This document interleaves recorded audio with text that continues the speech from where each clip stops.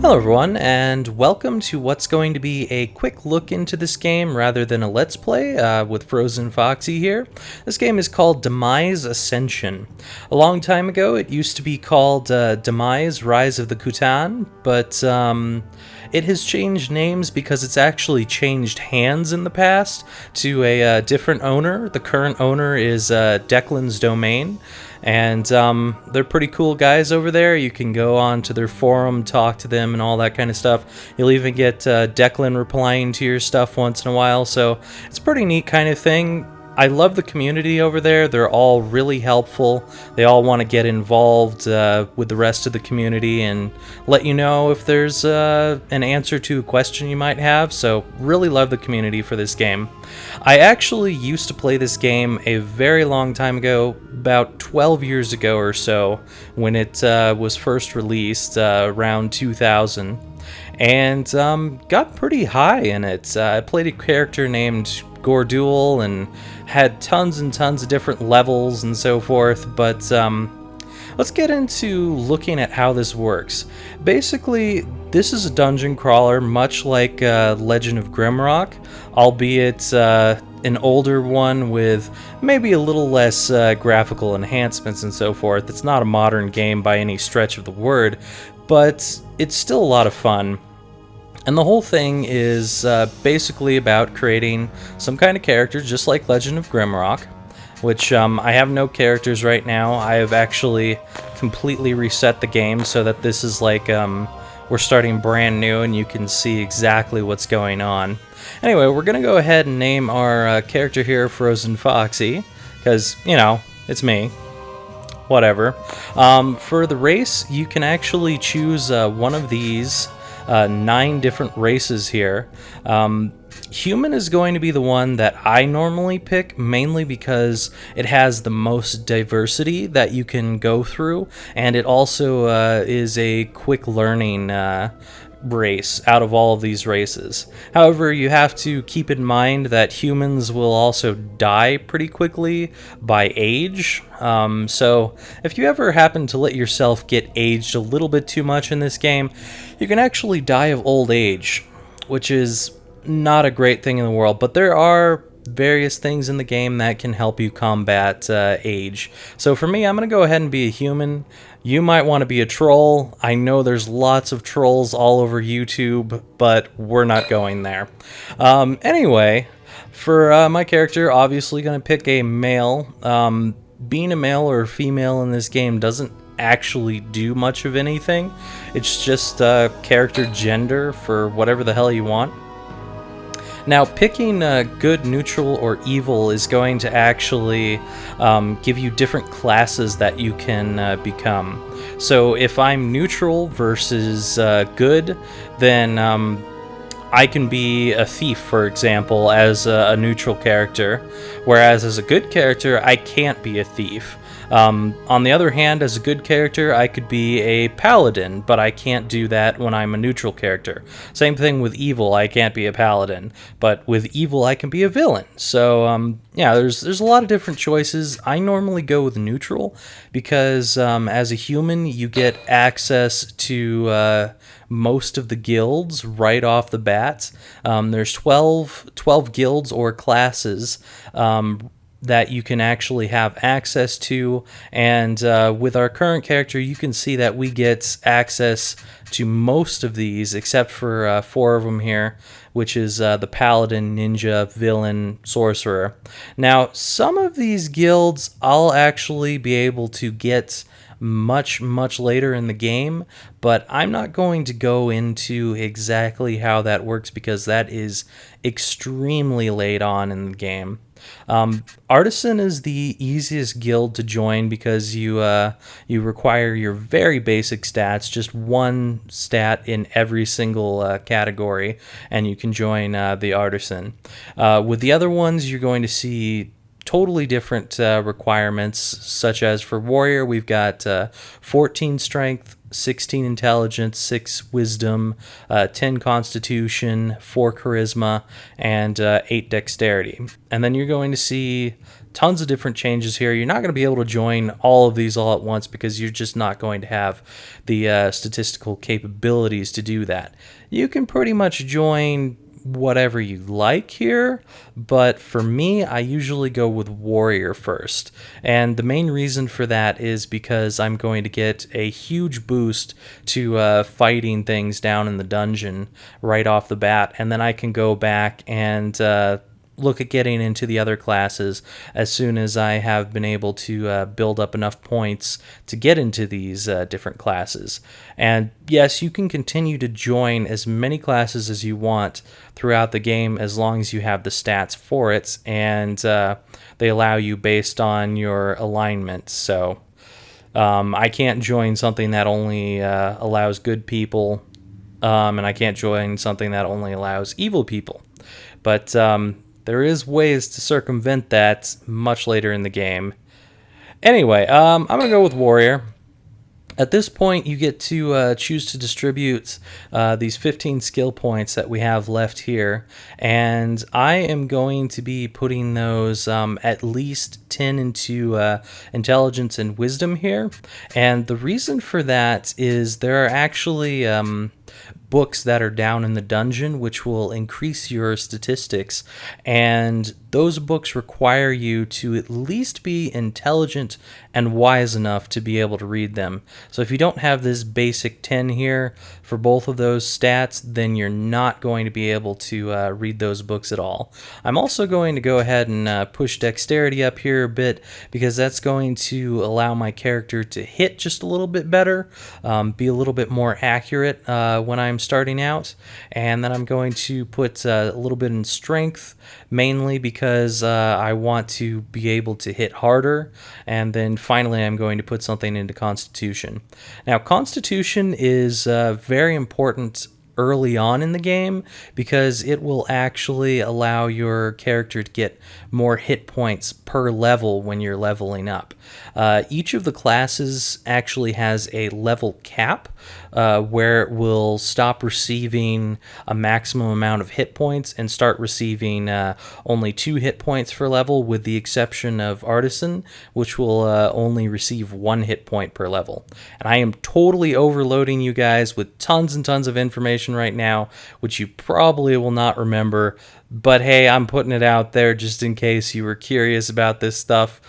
And hey, you can always go back later and listen to it again, and maybe you get something good out of this, maybe you don't, I don't know.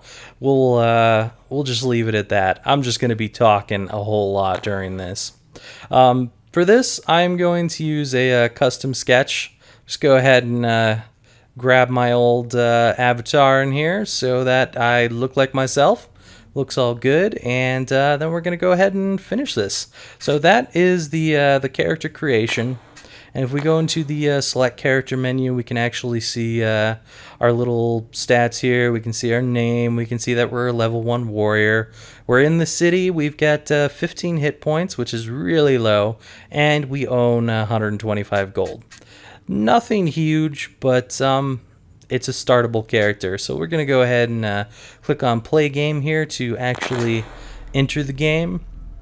At this point, it's going to immediately take you to this door right here, which is it's basically Garrett's or Garrick, Lord Garrick's lair. I don't know why I'm calling him Garrett. He is not a master thief. I'm pretty sure he's actually just some lord or king that sits around in this town. So let's try and not mix him up with Garrett from the Thief Collection, because for some reason, I'm saying his name completely wrong. We could visit him right now and find out what the current quest is for this game. It's kind of sort of story-driven by the fact that you're getting quests from the Lord of the Realm, but there's not a huge amount of story going on to this game other than those quests. The other thing that we've got is our character stats over here. So we can see that all the stats I picked are lined up right over here, easy to see. So we got strength, charisma, intelligence, wisdom, dexterity, and constitution over here. We can also see that we're a male human, we're neutral, we're a warrior. We can also see that we're level 1, and our guild title currently is Bravo. We can see our health right over here, which is nice to see. You can also see your health down here as well, but without hovering your cursor over it, you're not going to see an actual value. So that could be a problem if you're down in the dungeon and selecting a different tab and you don't see this, because maybe you don't know exactly how much health you have left over, and then you get screwed over for it. I don't know. That's just me. I like to have it on this tab to make sure that I see what's going on.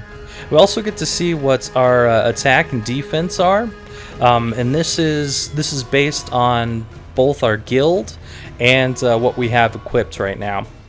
So you can actually run a quick command here, which is going to be /C, and that's going to print out everything about your character. We have no experience right now, but if you go on up here, you can actually see where all of your attack and defense is coming from. So from our item attack and defense, we're getting a 9/12. From our guild, we're getting nothing.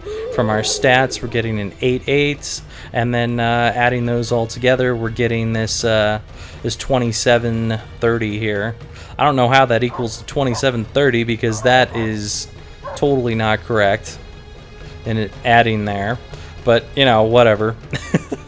there's some extra calculation going on, which I'm obviously missing out here, but you get to see a lot of stuff about your character by issuing that /C there, which is a little more than we need to know at the moment. You also get to see your age here, which humans will completely die off at age 100. So watch for that age, because if you get to 100 years old, you're never coming back again. We also get to see our spell level, which is going to be half of our current guild level. So for level 1, you actually start with 1, so you don't get 0.5 there, but once I get to level 4, I should have a 2 here, and so on, or it could be on level 3. I can't remember which level it is that increases it. It's either the odd or the evens that will increase your spell level, but we'll see that soon enough. Also, here we get to see stuff about our resistances, our abilities, our speech. Right now, we only know the common language. We can actually talk to monsters down in the dungeon. And if you know how to speak their language, then you'll understand them. And for those of you curious to know how to do that, you're going to press Shift and T at the same time, and that will let you talk to random monsters in the dungeon. We also get to see a regeneration ability here, which we have none whatsoever. We get to see our sight ability. So the higher this number is, the brighter the dungeon is going to be while you're walking through it. And finally, we've got a breathing ability right here, which is for when you're going underwater in the dungeon. Yes, there is water in this dungeon, and yes, it can be a big pain to go into watery areas, especially if you're like on the side of the water and you accidentally fall in. You're pretty much screwed if you don't have some good breathing ability. We also have resistances here, so fire, ice or cold, electrical, shock, mind resistance, disease. So unlike Legend of Grimrock, we do actually have disease resistance, poison resistance, magic, stone, paralysis, drain, and finally acid resistance. Yes, you can get stoned in the dungeon, and no, I don't mean the 420 kind. But yeah, that can be very dangerous, because getting stoned down in the dungeon will basically be an instant kill for you. So something to definitely try to avoid. Here in this screen, we get to see all the stuff based on our guilds.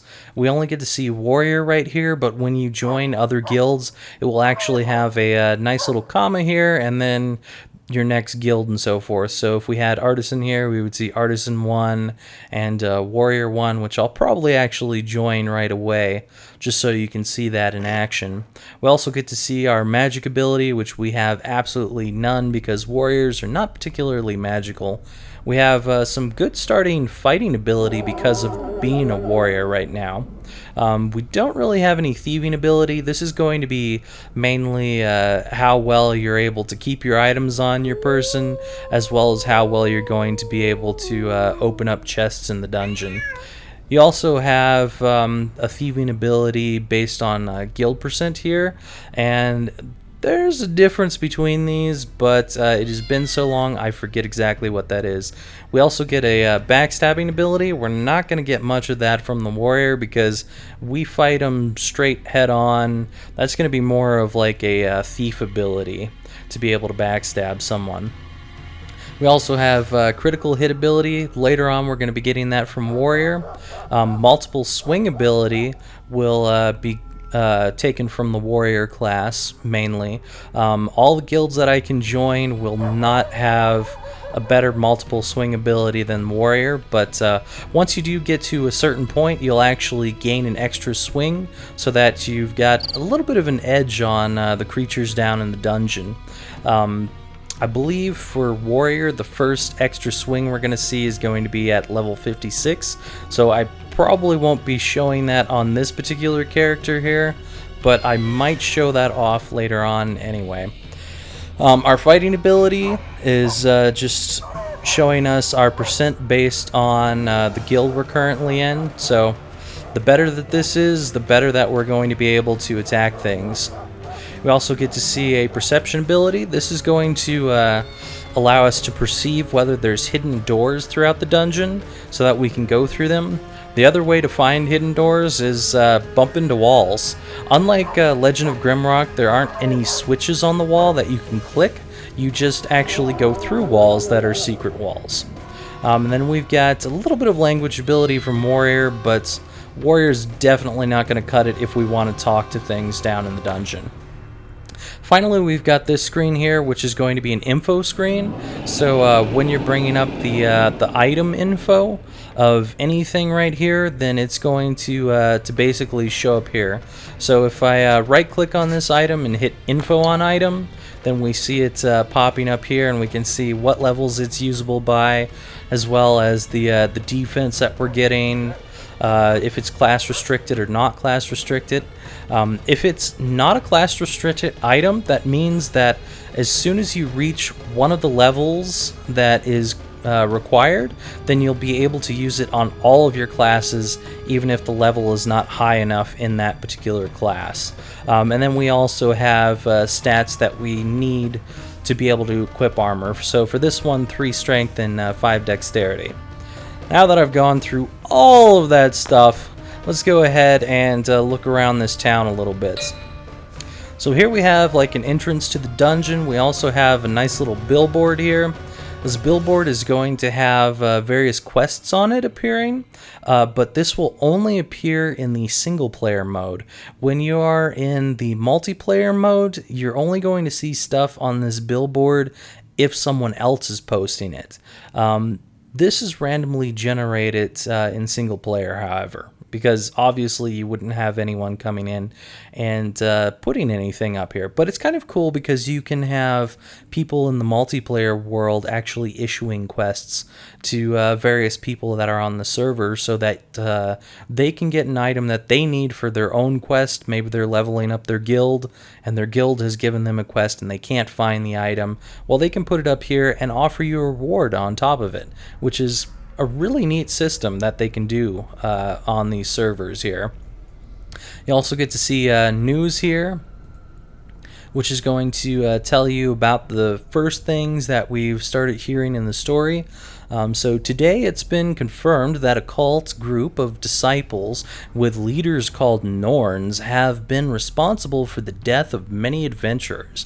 They are said to carry a magical item that is used to sacrifice their victims. The last known location of these creatures was reported to be below level 3. So I don't know that we're going to run into these guys during this part, but we will certainly see stuff. So we can also go back to the bounties if we need to. When you're clicking on these, if you click on reply, that is going to fulfill the quest or whatever it is, but you have to make sure that you've actually done the quest. Since I haven't done this one, it's going to tell me that I don't have the requirement for it. Anyway, we'll go ahead and flip over to the next area. This area is going to have lots and lots of icons to click on. So we can still go to the dungeon because we see it out of the corner of our eye here. We've also got the morgue. This is the place where you're going to be able to resurrect any characters that you have killed in the dungeon. Also, if you happen to have companions with you, which you can actually get companions down in the dungeon, you'll be able to resurrect them in the morgue as well. There's also a companion store called Confinement here, where you can buy companions if you want to take them down into the dungeon with you. However, you do have to remember that the companions that you're taking with you have a level of binding. And if their level of binding reaches a certain point, they can either run away or attack you. So it's not always a good idea to upfront go into the confinement and just buy a whole bunch of companions, because they may not help you that much if they run away. We also have access to the guild right here, which is going to be where we're going to level up our character once we get enough experience to be able to do so. It's also a place where you can look at the library to see all the items that have been found so far, and you can change guilds in here as well, join different guilds and so forth. The other cool thing about this guild area is once you get in here, if you click on change, there's actually a logbook. And this logbook will show you exactly everything that has happened in this particular guild. So if you join a different guild, it's actually going to have a different logbook. You can even clear the logbook if you want to, but honestly I prefer not doing that, just so that I can see what's going on. Apparently I've set the record for the strongest character with my current value, but yeah, I reset the game completely, reinstalled it so that we would start from scratch and see what's going on. But yeah, this is a great place to see various things. If you want to see, such as, for example, you had a different guild title and you forgot to look at it, you can look back here and see the different guild titles. You can also see, I believe, when quests are given. And I can't remember if it is when quests are given or not. If you don't remember a quest that you've been given, you can type slash if it would allow me to.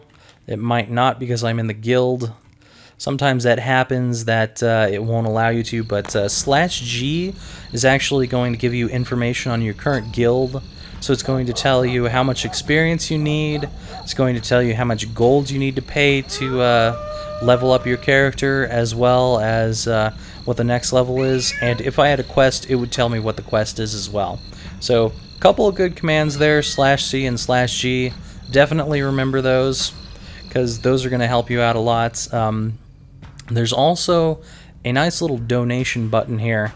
That is for if you find something down in the dungeon that is interesting to the guilds, which will be special books, spell books and so forth, and you can donate those to the guild. And if you're in the proper guild, it will actually teach a spell to the guild that you're in, which is, it can be really nice depending on what the spell is. Some of them will actually allow you to attack monsters while bringing the health into yourself, so they're kind of like vampire spells, which is really nice. But right now we don't have any of those, especially because this game has been reset to all the default settings.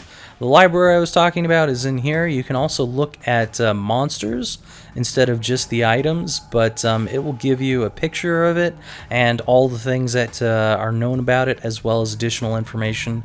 I am definitely not reading through all of this because that is going to take a long time, because there are lots and lots of items even when we're just starting out here. Now, next thing we've got here is our store, And this store is where you're going to be buying all of the items that you're going to need to survive down in the dungeon.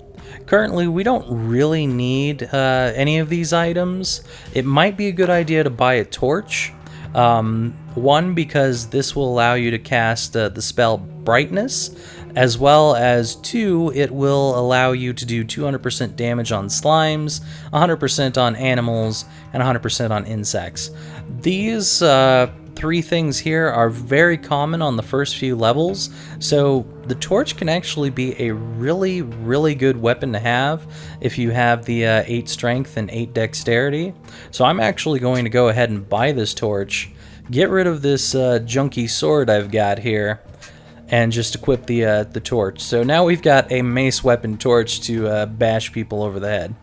Nice little change in weapons that you can do right up front, and can really help you out when you're starting in the dungeon. The other thing that you can do instead of what I have just done is completely unequip whatever weapons that you're using, and you'll be using your fists. When you're using your fists, you actually get 2 swings immediately because you will be swinging both of your fists rather than just the one weapon in your hands. So, it may be good, may be bad, depends on what you're thinking about. I don't usually like it just because of the fact that you'll do a lot less damage when you're swinging with your fists, and with less damage comes the possibility of more monsters being able to hit you. So, it's kind of a double-edged sword there, because, you know, you either get 2 swings or you get a heavy swing, and maybe there's multiple monsters, so, you know, whatever. We're not going to go ahead and look at all these things, but I just figured I would show off the store, and you can look at it for yourself if you decide this game is for you. Further on down this way, we've still got the shop. We've also got a nice little bank here, and this is where you're going to be able to store items as well as deposit your gold, which is a very good thing to do because if you die in the dungeon, all of your gold will be dropped if you wait for someone to come and rescue you. Now, that is only if you wait for an automatic rescue. If you have a friend, or perhaps you load up another character to come get you down in the dungeon, they can take you out of the dungeon and you'll keep the gold that's on you still. So that's another way to work through it if you happen to die in the dungeon, but usually it's a good idea just to store your gold in here and make sure that you don't lose anything. Also, we've got this right here, which will scroll up and down to give us slots for items. If you want to store a bunch of different items, which you may, since different guilds may not be able to use the same weapons or the same armor, all that kind of stuff. So you can store it in here, like you can store lesser versions or greater versions while you're switching to different things. This party thing right here is if you have multiple characters loaded up, and you can pull all the gold off of every single person in the party so that you can put it into the bank. I'm going to be running with one character. I'm not a fan of parties. That's just me. This transfer right here will allow you to transfer gold and I believe items over to other characters, but only in single player mode. If you're in multiplayer mode, it doesn't work anymore. Next thing we've got right here is a nice little healing fountain. Early on in the game, this is not going to help you out very much because it can cost a whole lot of money to heal up at this fountain.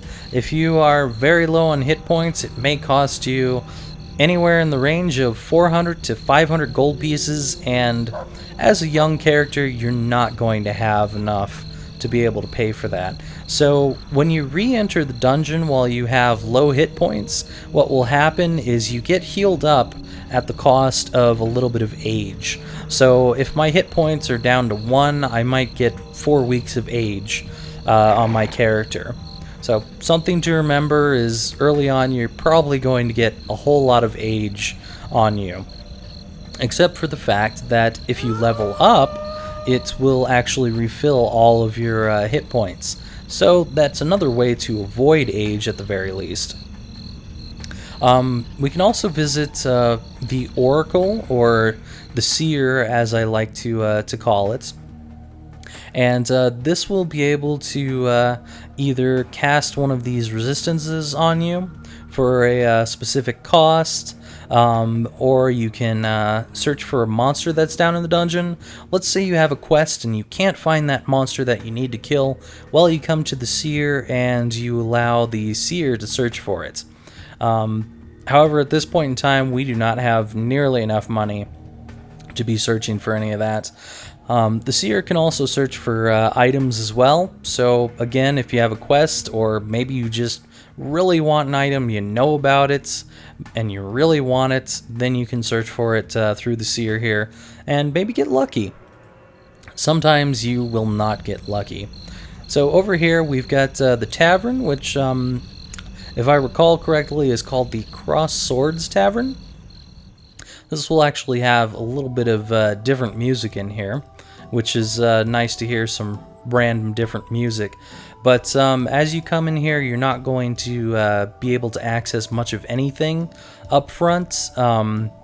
Later on in the game, there are times when you need to come in here and hit this buy button to cure a guild penalty, but we probably won't see that. Just remember, if you're playing this game and you're penalized and it says you can't train at the guild, you need to go to this tavern, because this is the place that will allow you to get unpenalized by hitting the buy here. You can also do a chat, which I haven't really seen many people in, and has been broken for a while. I don't know if they fixed it at all.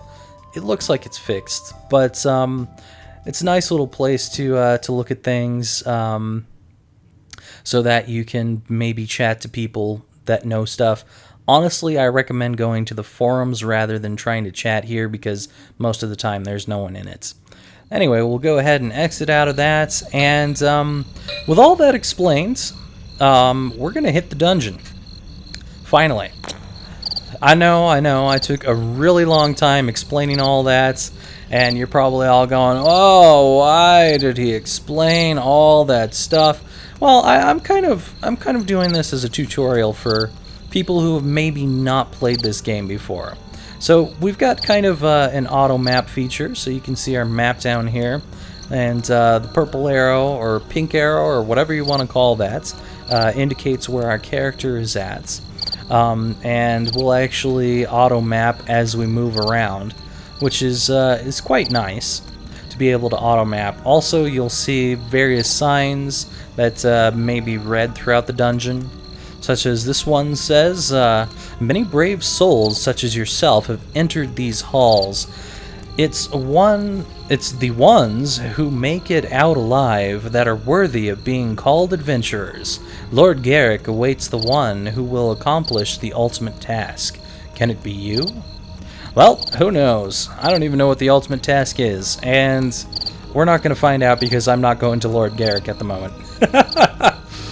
Anyway, we can see our experience down here. This will show us exactly how much we have left until we can get to another level.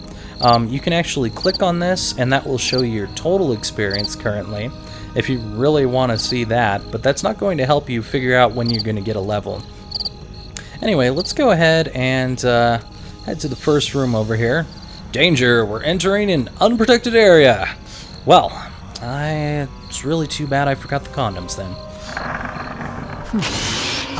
So, as we get down in here, as I move the camera around really crappily, we start to see various creatures. For example, these rock snakes here. And these ones were already pissed off at us, so we didn't really have to do anything. You can actually change the default options for your character by right-clicking on the character and selecting options, and the main default thing that is normally set is going to be fight. You can also do defend. You can also set it to 1 through 10 here, which is going to be, if you click on this book, a nice little buffer thing here where you can drag and drop spells, items, and so forth into it. Right now we don't have any spells or items worth mentioning, so we won't really care about that. If we did have spells, they would be right over here. Only thing we've got is Establish Mystic Portal. Completely worthless right now. Doesn't do us any good. It's basically for marking an area to be able to teleport back to with a separate spell, which we don't have access to, so, like I said, worthless right now. We can also see the current players in the area if we click on this, and so at the moment we only see one player, which is a neutral warrior, ourselves. We could also see if there's dead people here or other players in the room. Nice little feature there. So we're going to go ahead and move on. Alright, now we've got some neutral things right here, which are Grail Maggots. These guys are really nasty. But what you can do for these guys is you can either hit D to defend. So if you have multiple characters and you want one of them to defend, hitting D might be the option there. Or you can hit F to start fighting them. So we'll go ahead and hit F here and start our battle here. And we have found a random object from them, which is particles, which we're not supposed to know what this is at the moment, but I know what it is. I just won't tell you what it is. We'll just wait on that. So we have some guys here, which are actually Skurgs, not Kobolds, as it was showing us, and we can see that it properly identified them after a while. As you level up more, you'll be able to properly identify monsters a lot quicker. You'll also be able to identify items easier. So at the moment we cannot identify the item we found, but we did identify these monsters here, which is nice. However, if you have a quest where you need to kill a monster and you know it's the monster and you can't identify it, don't worry, kill him anyway. It actually counts against the quest even if you didn't identify it properly. Go ahead and kill these guys. And now we have enough experience to make a level here, and you'll see a new number here along with TP after that. That means we need that much experience to pin. So basically, if you get enough experience, it's going to quote-unquote pin you, where you'll be able to level up, and then you'll have one experience left that you can go down in the dungeon and finish off getting that last experience, come back out and get another level really quickly. Honestly, I really like pinning myself, and I'll do it every couple of levels. So basically what I'll do is I'll get pinned, get 2 levels, go back into the dungeon, get pinned again, get 2 levels, and continue that on forever and ever more. There's actually a whole bunch of levels to go through, which is going to take a long while to actually get all those levels, because there is 1,499 levels for every class. Yeah, there's a lot of levels to get through. Also right here, we're standing over a nice little treasure chest that these guys left for us in the dungeon. We don't know much about opening treasure chests, so we're not quite sure what this treasure chest may have. We've got a 20/23% idea, a vague idea, that this chest might be trapped with a Field of Age trap, which is going to age us 4 weeks if it happens to be trapped with that. Chests can be trapped with all sorts of things, from poison to fireballs and Fields of Age. So if you want, you can go back and forth over and over again and try to see when it gives you the same one quite a few times. So we're seeing Field of Age quite a bit, so I'm guessing that this is probably a Field of Age trap. Now that can be helpful early on, because if it's a trap that's going to kill you, then you may not want to open that chest if you don't have the capability to unlock it safely. So just something to remember about. When you are ready to open that chest, you can just hit O on your keyboard, and that will go ahead and open your chest. We failed that trap and got aged 4 weeks, so we're not the best at opening chests, and we're not going to be as a warrior. But that's not what we became a warrior to be. Anyway, if I recall correctly, there's actually a secret door in here somewhere. Right there. And as you can see, I just kind of stepped through the wall there. And there'll be tons and tons of different walls throughout the dungeon that you can just step on through. And you won't know about them unless you have a high perception that will allow you to detect those doors. If you know where the doors are already, then you can just go on through. Easy.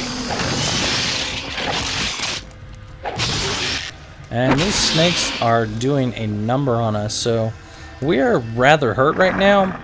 And I highly recommend at this point, if you are extremely hurt and you have the ability to level up, leave the dungeon, because you're going to be able to level up, get your hit points refilled, get some more hit points, and avoid dying down in the dungeon. It's best not to die in the dungeon. It's going to keep taking us back to Lord Garrick, because it really wants us to know about the story. I'll go check out that story in a second. But as you can see, a new button has appeared in the guild here that allows us to level up. You also get to see this statue with a nice glowing hand saying, hey, you can level up. So we'll go ahead and hit that real quick. And congratulations, we're level 2. And we got some extra hit points here, so we moved up from 15 to 21. We got 6 extra hit points. That's pretty nice.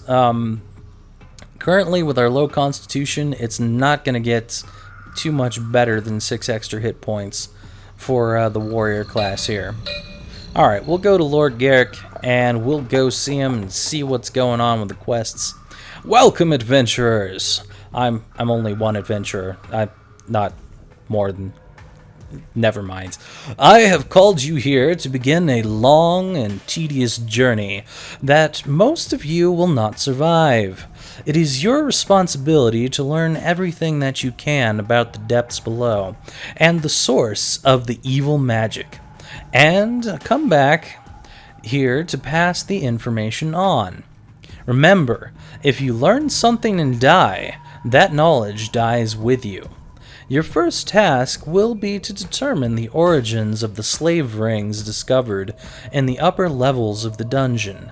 Learn all that you can about the creatures that command the slaves and eliminate those responsible for their heinous treatment.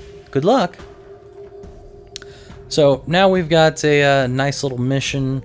If someone comes in here and they don't know what the mission is, they can go ahead and click on the history here and check out what the story index is.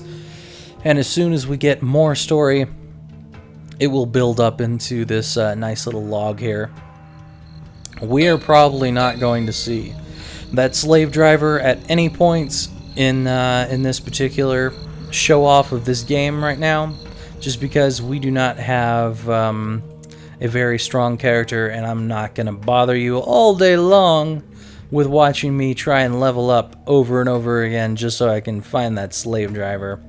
Anyway, once we have an item that we don't know about, it will tell us that it is barely identified, partially identified, completely identified, that kind of stuff. And it will give us an ID button when we're clicking on it. So if we click on this one, we can see that it's completely identified, no ID button. But for this one, where we don't know much about it, we can ID it.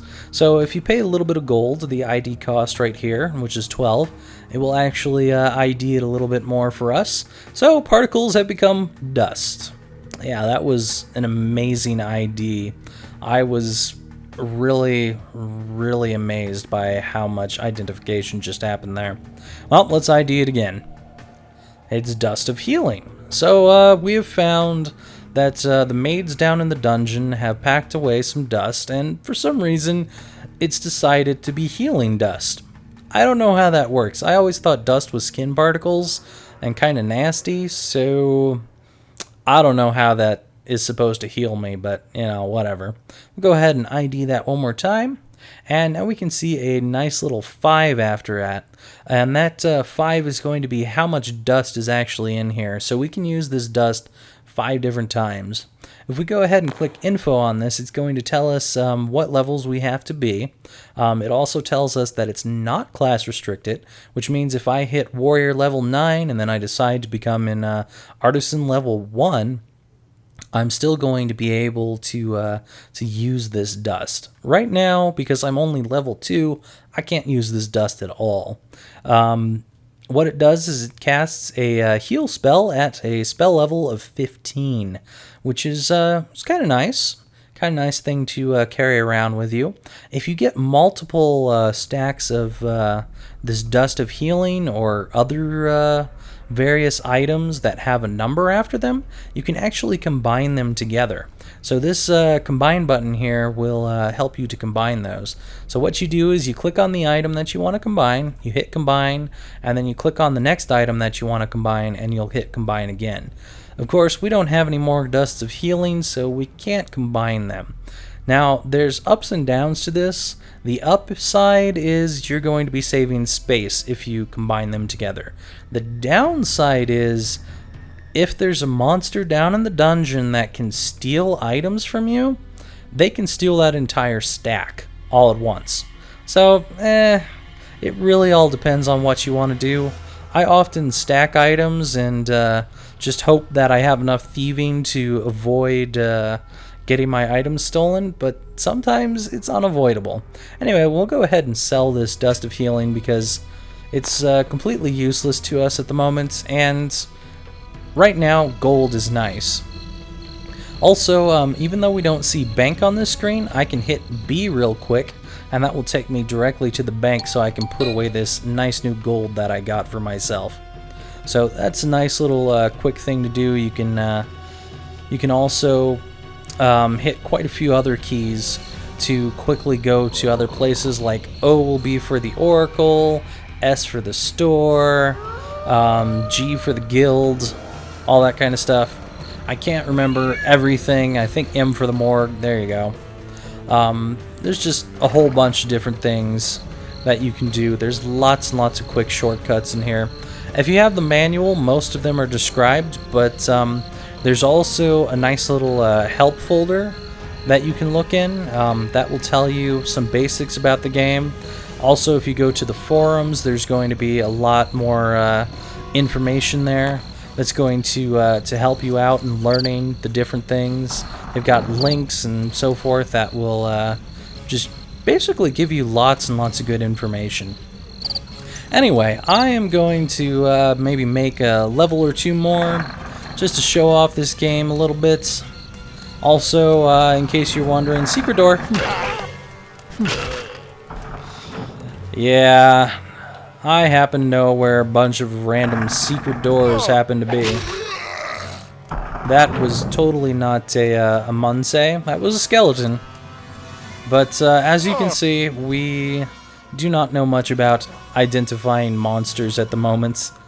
We just know about killing the monsters at the moment. And this happens to be a rather large group of monsters. So as you can see, there's actually multiple different things that you could attack in this particular group.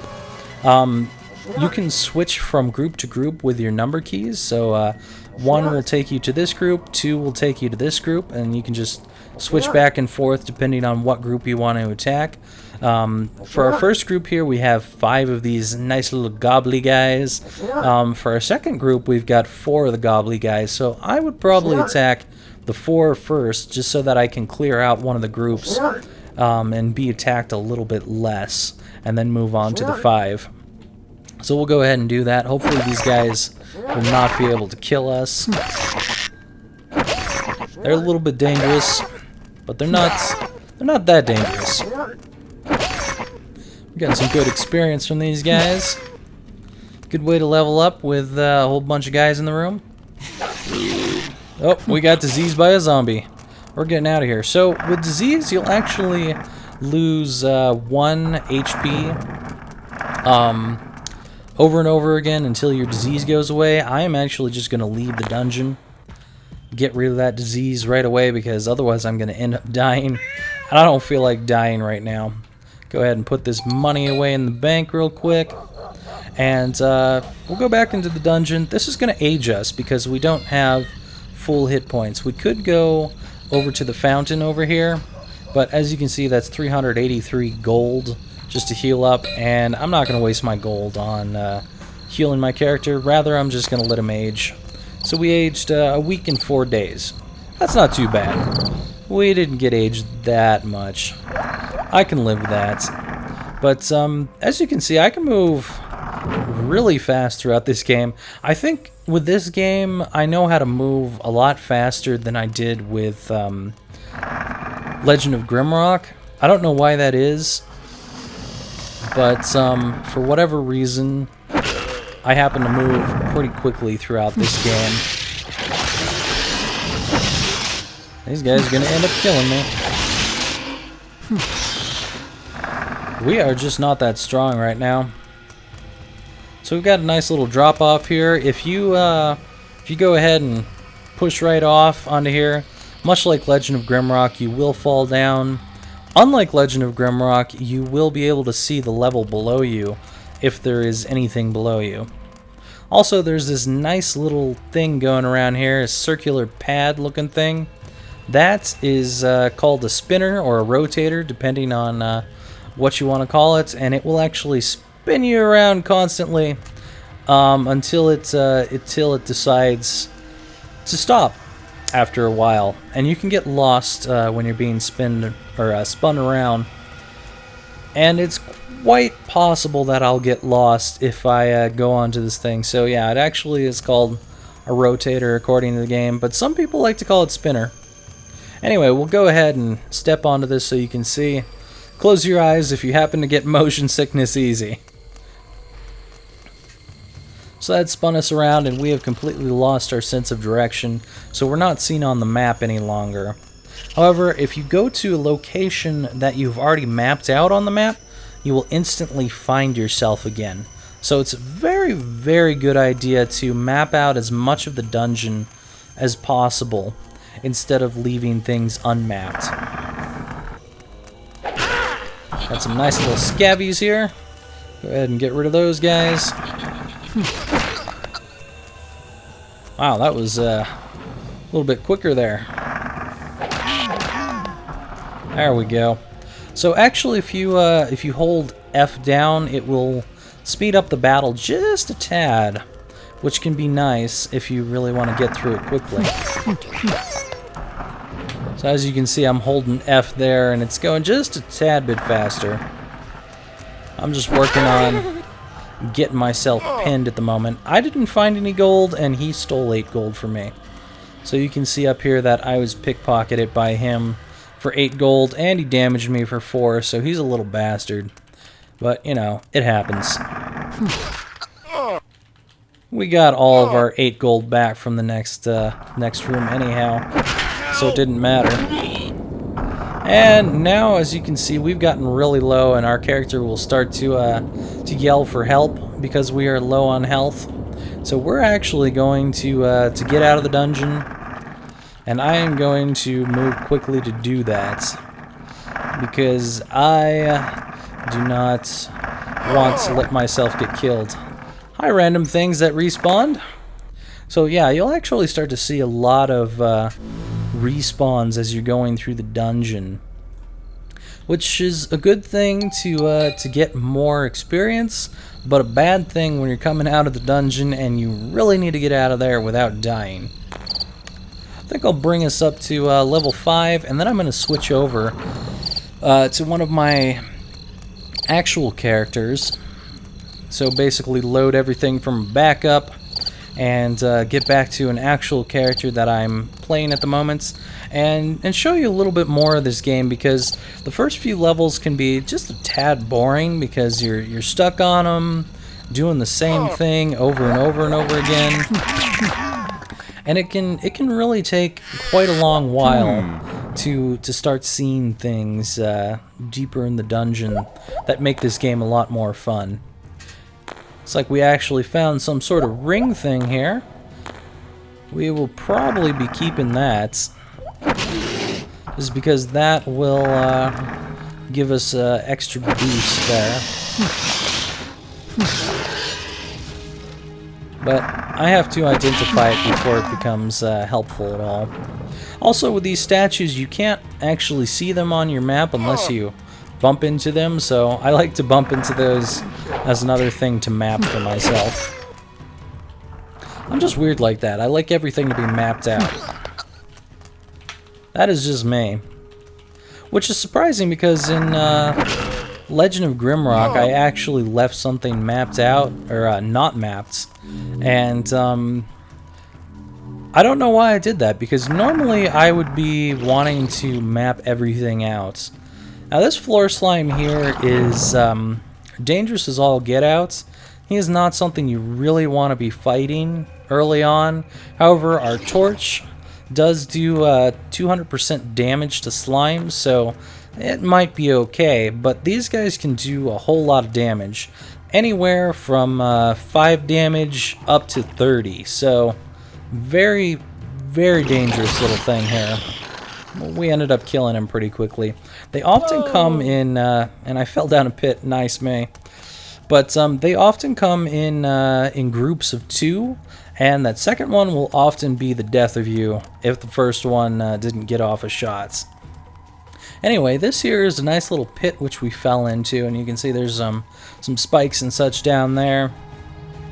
And it will do various amounts of damage to you based on a bit of a dice roll. So sometimes it can do 2, sometimes it can do 42. It's really all depends, and the lower you get into the dungeon, the worse pits seem to be. So on this first level, a lot of pits are actually pretty survivable. What do we got in here? Some snakes? Get rid of these bastards. I would like to at least pin so I can show you what that's all about. But that really all depends on if I survive long enough to be able to pin. Considering that we're so weak right now. So you might notice that there's lots of floating sparklies in the air in this particular room. That indicates that this is an anti-magic area. In anti-magic areas, you will not be able to cast any sort of spells. That includes if you've got a healing item in your inventory that you want to use. It will not let you use it. Once you have enough perception, you will actually be able to detect this. As you can see, I sensed something different here, but I wasn't able to sense that this was an anti-magic square. Probably if I went around this room enough, then I would have managed to sense something, but I'm not going to do that forever because that's going to take a while. My guy is just too stupid for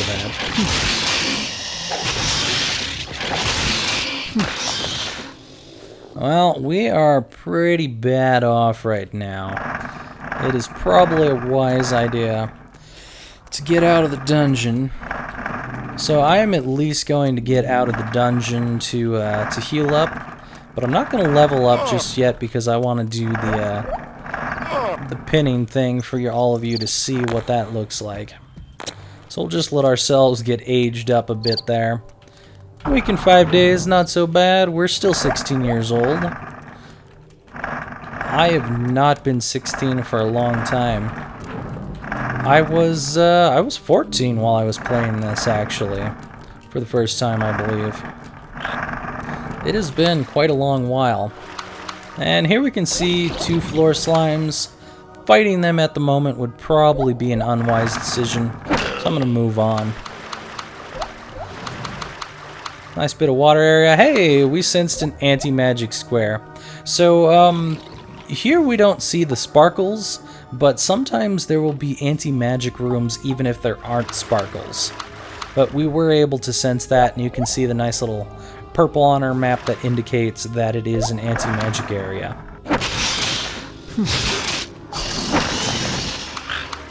Luckily for us, this is just a drippy part of the dungeon, and it's not actually a fall down into any water, so we're okay to walk around it. Kill off that tyke. Also, sometimes you can see random guild flags on the walls. I believe this might be a thief guild flag. I can't remember off the top of my head, though. I'll try and get this rotator detected. So also you can notice that if I spin around fast enough, my character will consistently try to detect what's in front of him, which is kind of nice if you just want to put it on your map so that you know what's going on right there. So I like to spin around and detect that kind of stuff. Alright. Uh-oh. Oh boy. Well, we're dead. There's no way I'm getting out of this. Okay, that was sheer luck. I just got cured of poison at 1 hit point left. I don't even know how that managed to happen. That was pure luck right there. Very lucky. We're getting out of here before I lose that last hit point. I was just going to stand there and let myself die because it was too late. But no, it worked out for me. Let's go ahead and ID this ring. It is a shimmering ring. It is aligned for a good character. So we can't actually wear this and get any benefit from it because it is aligned with good. I think you might be able to get maybe half the benefit from it, being a neutral character. But you'll get the most benefit out of it if it is aligned to neutral. You can actually realign items that you find down in the dungeon, and we'll go ahead and do that by clicking neutral here, and it will ask us to pay a certain amount to realign it. So we'll go ahead and pay that 85. And now we've got a neutral ring which we can equip. However, we are too low to be able to use this, so if we check out the info here, you need a warrior of level 4 to be able to equip this ring, so can't do much with it. Looks kind of like a wedding ring for whatever reason. But it will give us 3 defense when I'm able to use it. Right now, not very helpful. I'll go ahead and store that in the bank. And I'll go ahead and put what's left of my gold into the bank as well. And we'll age ourselves up 2 weeks in a day. Just because I'm still working on pinning. We're just not strong enough at the moment to really go through this dungeon. Mainly because everything down in this dungeon keeps hitting us. So we found a nice little potion here. Probably not worth much of anything to us at the moment, but we will definitely identify it once we get out of here. Figure out what it is. A couple of tykes there. And we've already been in this room, so we'll move on to a different one. Fucking snakes. Those things bite hard.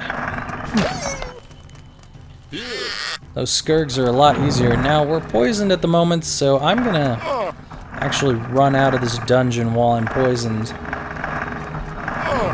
Because I'm losing 2 hit points every once in a while, as you can see. And that would end up killing us eventually. We'll go ahead and check out what this potion is. We've got a Mystic Potion, which when used allows us to resist magic at a spell level of 15. I don't really care. The gold is a little bit more important to me at the moment. There aren't really any magic sorts of things to make that worthwhile right now. So we will continue on through this dungeon here, trying to find something else to brutalize so that we can get some more experience. Alright. That fright chest that we just got there is not going to do anything to us whatsoever. Fright only counts if you have companions. It will actually scare your companions away and you'll lose whatever companions you had with you, even if they were bound really well, which can be a real pain in the ass if you have got a companion that you've been enjoying and he suddenly gets scared away. I really don't like that. But, you know, sometimes it happens. Something is being sensed here. It's either anti-magic or something else. Not quite sure. Some floor slimes, not going to bother them. Another floor slime, once again, not going to bother them. This right here is a teleporter. I'll go ahead and spin around a few times. So this will either teleport you randomly to a different location, or it will teleport you to a specific fixed location, depending on which teleporter it is. Off the top of my head, I do not remember if that is a fixed or a random teleporter. I normally only go through a few specific teleporters and remember about those teleporters only. So, I'm not going to be able to tell you everything there is to know about everything in this game, and I do not claim to know everything. But I do remember a lot from back in the day when I was playing this game, a whole lot. I think I ended up with maybe around 500 or so hours dedicated to this game, which back in the day for me was a lot. I didn't really play games too much to have 500 hours in a game. So you might have heard that little clicking noise, and that was indicating that we were getting pinned. It tells us you are now pinned, and you can see in your experience here that I'm pinned. If I go and fight another random thing, then it will not do anything for my experience. I can't gain anymore at the moment. We'll go ahead and fight these rock snakes just to prove that, and as you can see, I got some gold out of it, but I didn't get any kind of experience or anything. Also, we found a nice little fountain here. If you sit next to these dungeon fountains, you'll actually restore 2 of your hit points after a little while. So you can just sit next to this and get all your hit points back, and it's a good way to prevent yourself from dying while you're in the dungeon. Alright, let us get the hell out of Dodge, because we are pinned and there's no reason for us to be in the dungeon at the moment.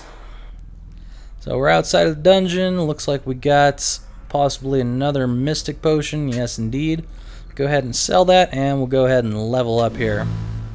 Now, sometimes for whatever reason, when I have been playing this new version of Demise, Ascension, it will actually give you enough experience to continue going to the next level, even when you're pinned. I don't know what the deciding factor is for that. I don't know if that's a glitch or what that might be. Someone would have to tell me that might just be a random glitch that I was experiencing. It may not even happen any longer because I completely reinstalled the game. Maybe I was just having a glitch in my current version there. But every once in a while it will give you some experience for leveling up. I don't know why. Maybe it could be from completing quests? I don't know, that doesn't make much sense to me. But anyway, as you can see, we've only got 1 experience that we need to get to the next level. If you head in here real quick, there's our 1 experience. You head back out, level up, whoops, donate, level up again, and then suddenly you've got your nice new level here. We've also got a quest, which can be a pain in the ass at a very low level. So once again, if we do /G, we can see the experience needed, we can see the gold needed, and now we can see that quest, which is telling us to defeat an Isus, I believe. An Isus is a snake down in the dungeon. I believe he's on level 2, but we're not going to worry about that because I did hit level 5 here. I'm going to come back in a second with my actual character so I can show off a little bit more of the dungeon and let you get a little more feel for what's down in the dungeon. So we'll be right back in just a minute. Bye for now, everyone. Hello everyone, and welcome back once again. This is probably still going to be the same video if I can manage it. I've noticed that the video is going extra long. This is like an hour and something so far, so I hope you guys enjoy movie-length videos because this is going to be one of the very first ones I do like this. If I do something else like this ever again, I don't know right now, but we'll see about that. Anyway, I'm coming back to show you guys my character, the one that I have restored here since I wanted to put us back at default so you could see what was going on that. Now I've probably got a full map, full character, all that kind of stuff. So for multiplayer here, there's actually quite a few different servers. It's going to have you set up with a master server of dms.declansdomain.com, and if you do a query, you're going to see all those different servers, and you can go ahead and copy them on over. It also shows you a version number next to it, so you can see a 1.38 and all that kind of stuff, and figure out if it's a version that you're able to access or not. For me, I've actually set up my own server, unnamed server right here, which is at a local port here, so no one will be able to access it unless they're on my network, but you know, that's just something I do. But here's some other servers that I go to once in a while. These are servers that anyone can access who has the game, so definitely recommend getting on these if you're interested in trying out some multiplayer stuff. It's entirely possible that you will see some multiplayer people on there. Anyway, I'm going to go ahead and connect to my particular server here, which will take a little while, and then it tells me welcome to the Ascension server. This message can change. This is the default one. I just decided to leave it like that, and if anyone is interested, I could make a tutorial video on setting up a server if you really want it. I don't know. It all depends. So you can just go ahead and hit OK there, and you'll see my character's name is FrozenFoxy, and also my player name is FrozenFoxy. I don't remember which one's character and which one's player.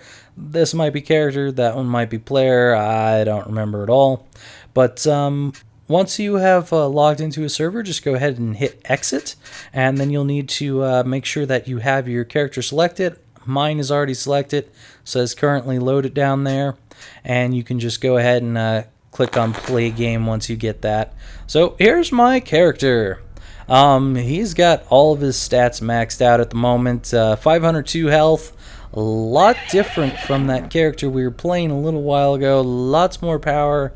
He's 18 years old, but he's doing good.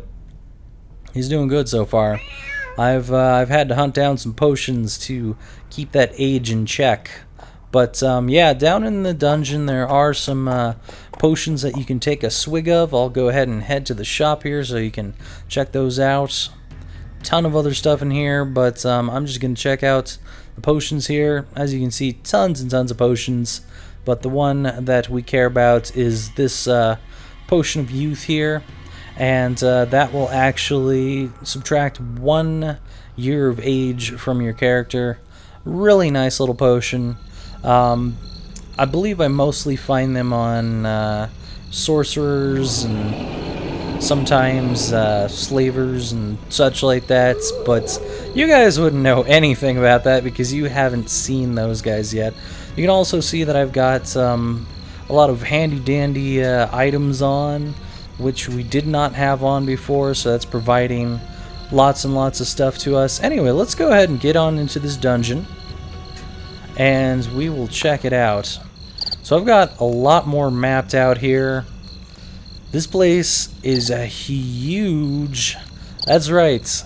We only looked at a little bit of this dungeon, and we were only on level 2 there. There's level 1, which is also pretty damn big. I don't think I've even managed to map out everything possible. There's level 3, level 4, and it just keeps going down, down. But if you want to check out the map like that, just go ahead and double click on the map down there, and that'll bring it up like that, and we can see some anti-magic squares there, so forth. We can see some water. There's one thing that I would like to show you all. If I could, well, I don't want to go to level 7. Let's go to level 3 here, and there we go. So these yellow squares here are called stud squares. And what a stud square does is it'll pull up a creature from a level below the current level you're on. So it's going to be a lot harder to fight something in here than it is in other rooms around the dungeon. Sometimes you're going to find stud squares that are also anti-magic, and you'll see just a little tad of the purple as well on those stud squares. You also see these nice little lightning bolt looking things here. That's kind of like an anti-magic square, except it's a square that will actually take any magic that you have on you off. So, for example, I can cast a spell on myself. We'll do Magical Flight, for instance. And Magical Flight, you can see here, I've got this nice little flying thing, and that allows me to move up and down now. But if I am to step on this extinguished square, which was on the map, and I totally moved to a different level. But anyways, if I step on this particular square, I'm going to lose that. Anything that is because of the items I have on, for example, I've got protection spell on because of an item. I can also see invisible, and I'm also invisible to monsters and so forth. So these spells right here are going to stay because those are coming from items, whereas this one will get extinguished because it's coming from me rather than an item. You can also check out my various levels here, and you can see that I've got lots of speech from Warlock there.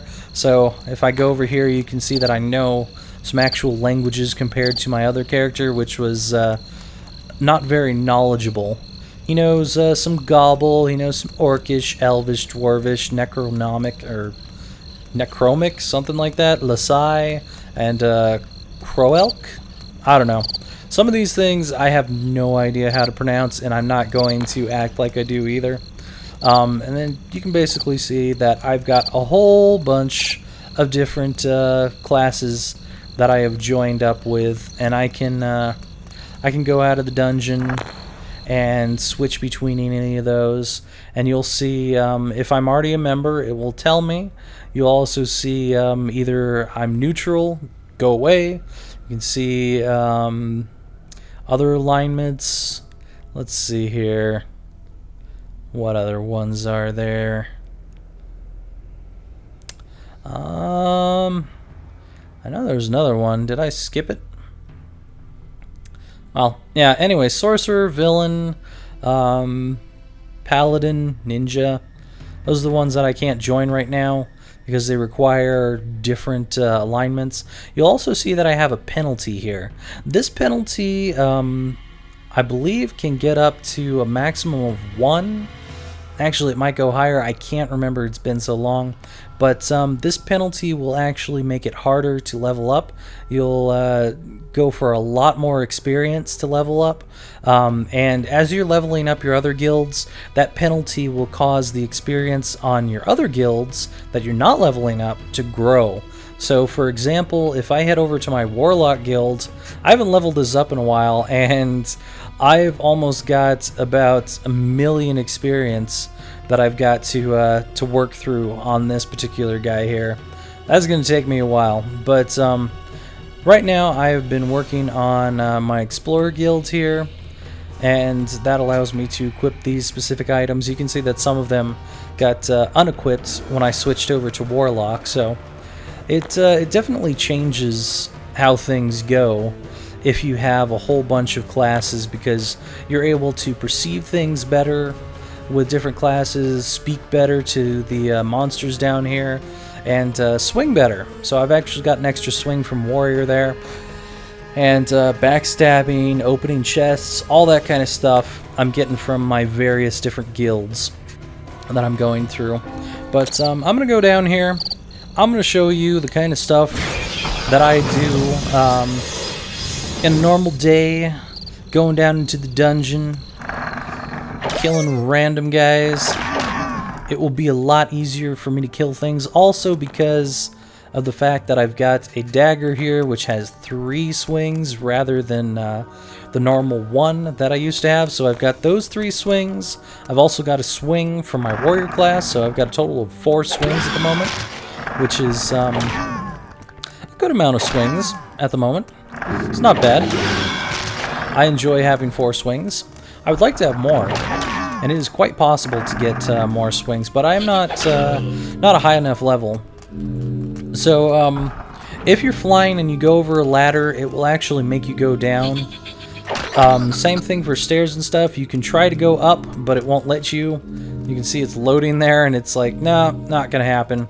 But to go up and down, you're using the plus and the minus keys on your keyboard. So I can actually float right here.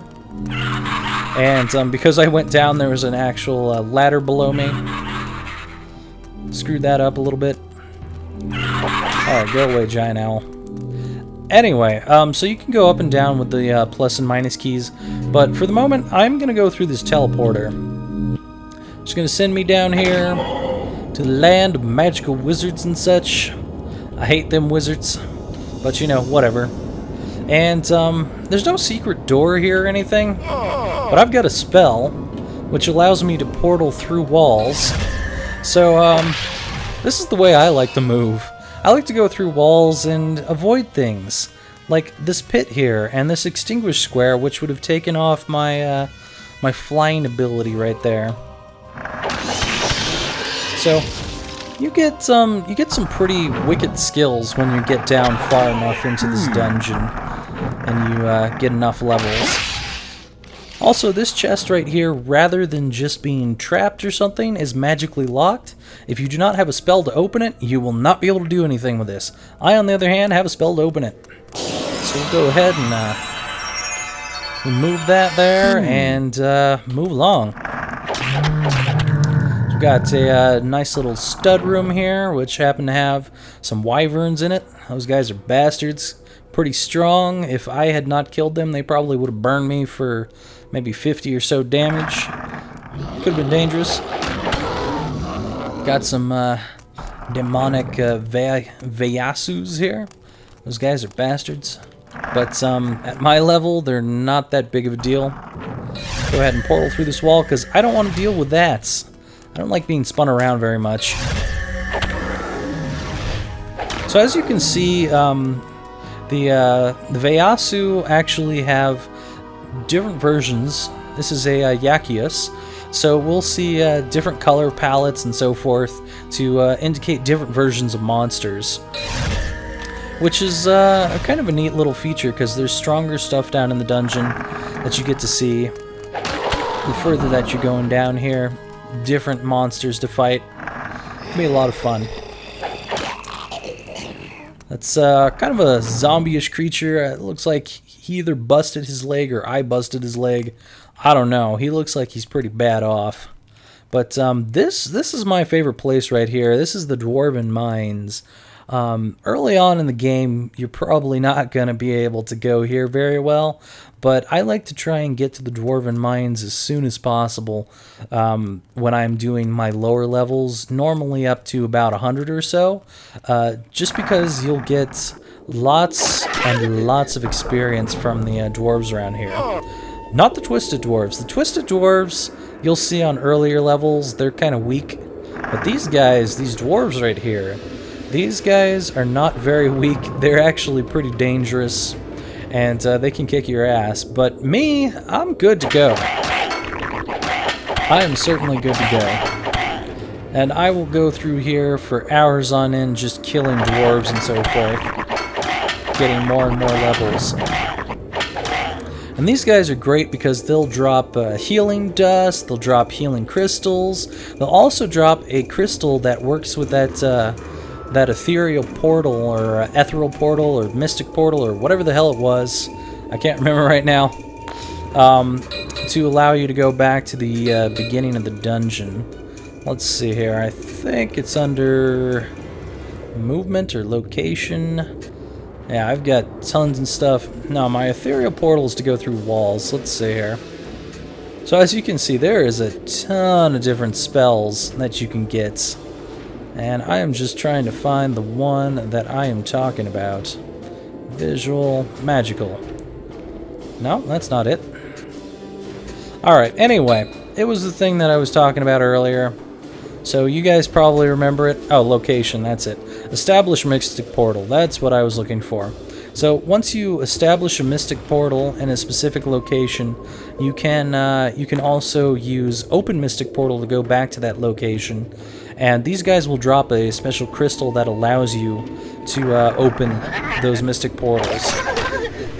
Otherwise, you have to find a book down in the dungeon and give it to one of the guilds.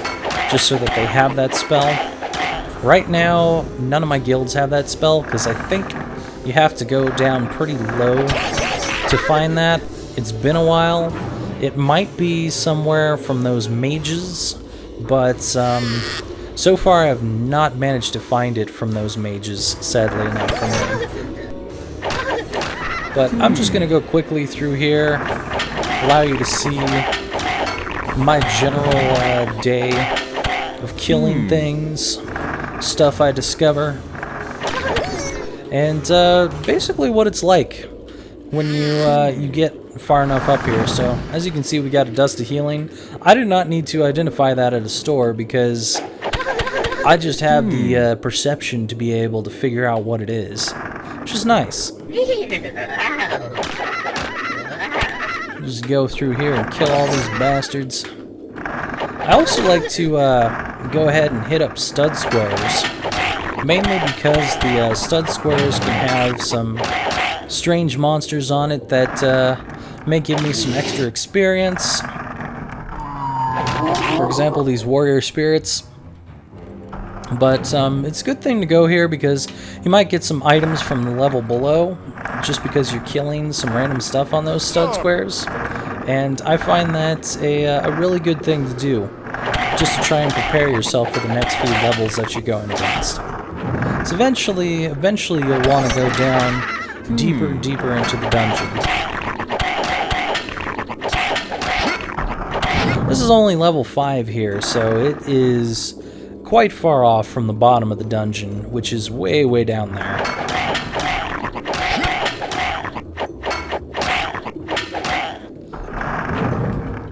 Alright. We are kicking some dwarven ass right now. These things right over here are not dwarves. Let's identify them. Come on, buddy. I know you can do it. Identification. You can do it. Dwarven guards. There we go. So these guys are interesting. Often they're going to be peaceful, sometimes not, but often they will be. But because they are guards, as soon as you move, they'll start attacking you. They don't like that you are trying to invade their space.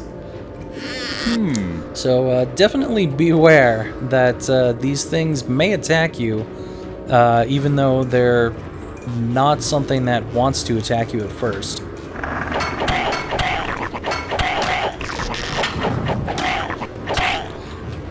As you can see, though, I have managed to go through, what is it, like 20,000, 25,000 experience in this short amount of time, so these dwarven mines are really great for getting experience. Quite easy to level up here.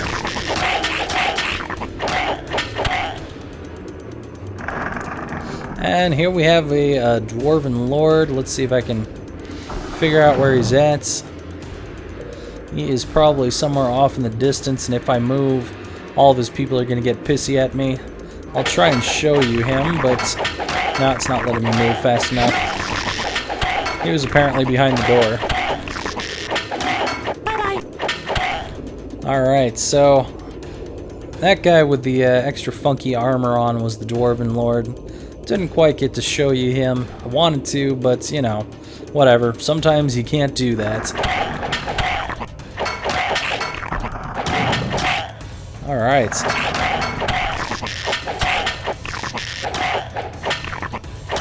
Usually what I'll do is I'll try to clear out these mines and pin through that. If I don't pin through that, then I will, I'll go ahead and start moving down to another level. That may not be an option for you at first, because it can be pretty dangerous the further that you go down into this dungeon. Alright. Killing some of these bastards. But as you can see, this is not a very let's playable game, because it's going to be extremely repetitive, to the point of being a little bit boring for going through, because I'm going to be going up and down into the dungeon over and over and over again to gain levels just to go down further. Whereas Legend of Grimrock was a little bit different, where it was more about moving forward down into the dungeon than it was about going back and forth in the same dungeon, waiting for respawns and getting enough to be able to go down. So it's a little bit of a different game, even though they're in the same genre. A little bit different.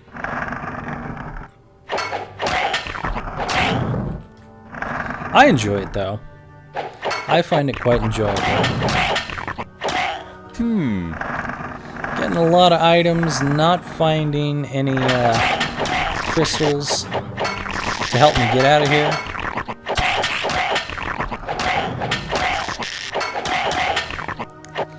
So I will probably need to travel up through the dungeon to get back out, based on the fact that this is happening at the moment.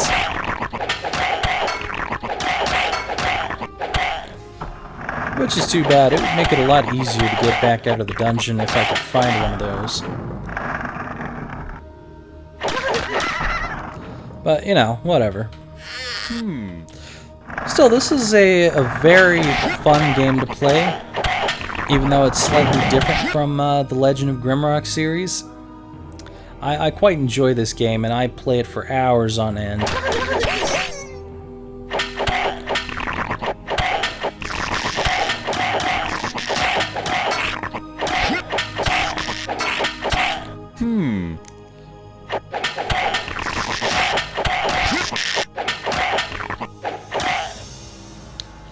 Now, if I really need it and I'm getting low on health and so forth, I've actually got this cleric thing here, as well as Magi, which will allow me to heal myself. Now, they're kind of low levels, so my healing spells are not all that fantastic, but when you get really, really high in your levels, your healing spells can be really great. So mine right now costs 5 spell points. It was learned at spell level 4 for Magi, which means that I can get this to 4 spell points instead of the current 5 once I level up far enough. And the higher the spell level you are, the more you're going to actually heal up with this spell, which is nice. And I've also got this heal spell, but it doesn't really do enough different for me to want to use it, especially considering that it costs that much. Once it gets down to the 8, it's only going to be twice as much as the minor heal spell at its lowest, and then heal will definitely be worthwhile to cast. Anyway, that is enough of casting that. And it looks like I'm pretty much pinned. I don't know that I found any crystals. I did not. So I will not be using a crystal to get back up. I'm going to be walking out of here, which means I'll probably pin along the way. So I'll just deal with it that way. Should be fine. Alright. Still don't like this spinner. I'm gonna go straight around it. So I feel like it, and I have enough spells to be able to do that. I'm gonna try and go around this one as well. You also get to see a few more of the various creatures down here, as well as my capability to open chests a whole lot better than I used to be able to. But yeah, it's quite a fun game, very varied. There's lots and lots to do in this game, and you'll be playing this for hours if you enjoy this sort of game. And now I'm pinned. So, as I'm flying right now, I can go over these pits, and I have a chance to still fall into them, but for the most part, you can go over them without falling into them, which is pretty nice.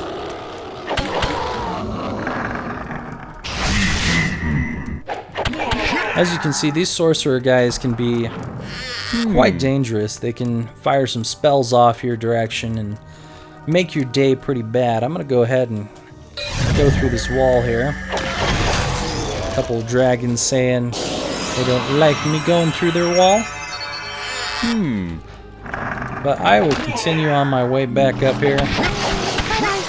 And normally this will be the way that I'm getting out of the dungeon if I do not have the capability to just quickly warp out.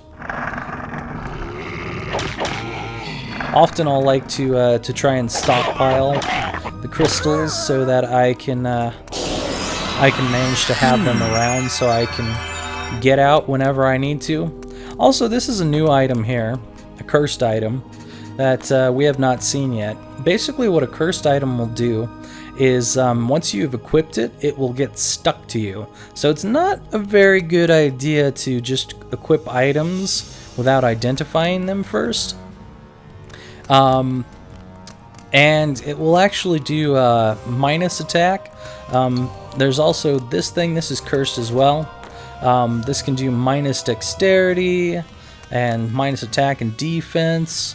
There's plenty of things that will do lots of negative things to you in this dungeon. Some of the cursed items will actually attach themselves to you automatically, which is not a fun thing whatsoever. You do not want to have some random cursed item getting attached to you, but to get that off of you, you actually have to go to the store, and there's going to be a button that says uncurse, and that will allow you to take that item straight off of you. As you can see, we also see that rat running away. Some things will run away from you the stronger you are, the more scary you are, I suppose. And it tends to happen more often the higher the level. The higher the level you become. So it can really be pretty advantageous to be a high level to make sure that monsters don't attack you and they kind of fear you. Sometimes monsters will actually, instead of fearing you, respect you, because they will ask to join you down in the dungeon. I highly doubt I'm going to see that, because that is kind of a rarity to see down in the dungeon. But every so often you will get some of these guys joining you.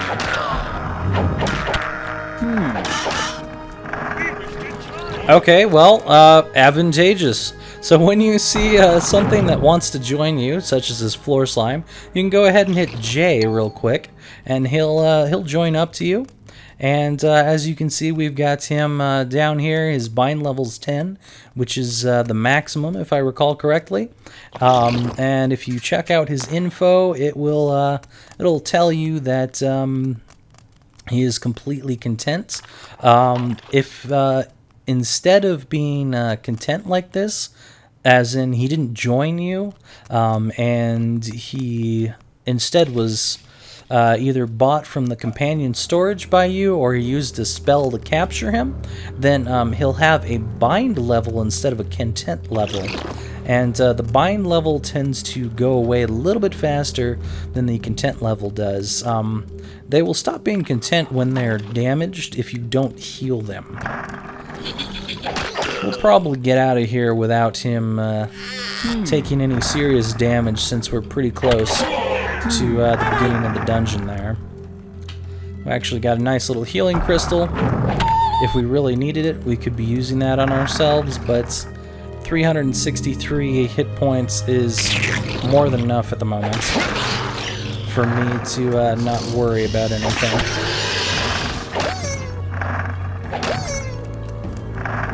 But another thing that you may notice is that while I'm coming up here, I'm killing a lot of these things on my way out.